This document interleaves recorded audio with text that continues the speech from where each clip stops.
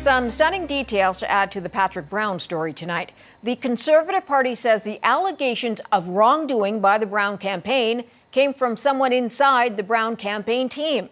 Patrick Brown has been blaming his disqualification from the leadership race on supporters of Pierre Poilievre. Clearly, the party establishment wanted Pierre. I'm shocked that they would take lengths this extraordinary to rob members of the party of a democratic election. Now, Brown also claims his campaign was never given proper details about the allegations.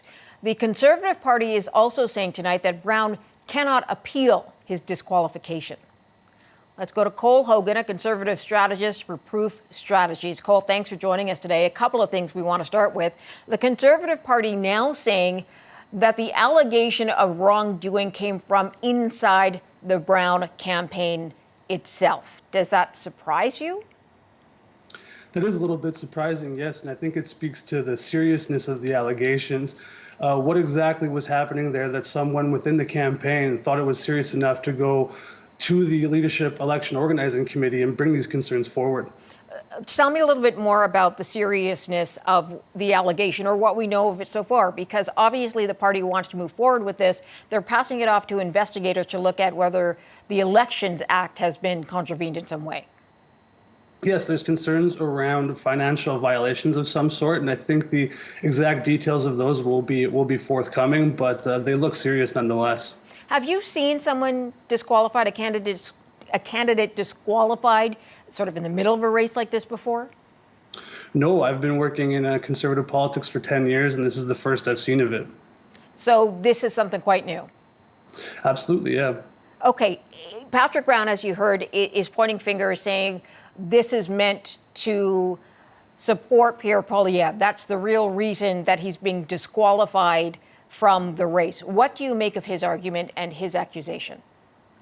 Well, I don't buy it, and I don't think a lot of other conservative members buy it either. I think that when we saw earlier today the National Council President of the Conservative Party, Robert Matheson, come out and say that these allegations and these concerns came from someone within Brown's camp, I think that completely negates his accusation that Poilievre was somehow behind it.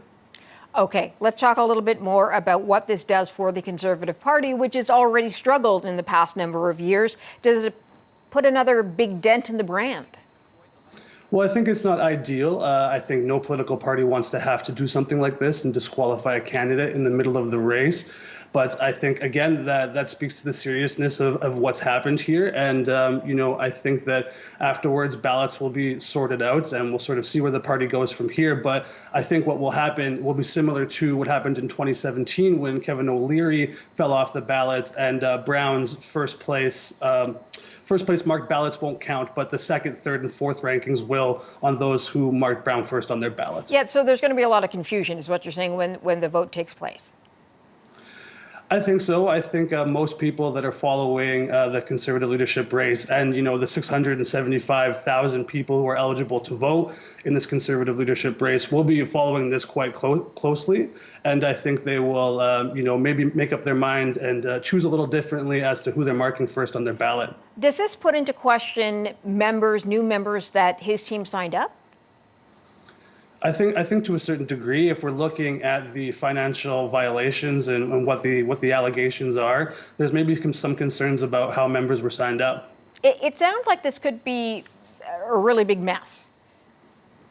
Yeah, I think logistically it'll be a bit to figure out, but if ballots are already on their way out or they're about to be sent out soon enough, I think that the Conservative Party membership and the massive influx of new members that are coming into the party will be able to sort of mark their ballot accordingly and just move on from here. I think the membership can handle the idea of one candidate no longer being on the ballot. Does it detract from the issues to have to deal with this, have these conversations?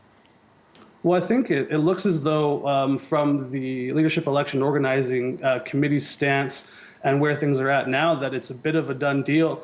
I saw earlier in the day that Patrick Brown's team was going to try to appeal this. Now they can no longer appeal. So the leadership race might be just go on as it is, as normal. And, we're back to everyday campaigning, by the end of the week or next week. Okay. I'm not sure it's going to go away that quickly, but I guess we'll see if people want to turn the page. Thanks for joining us today. Appreciate your time. Thanks.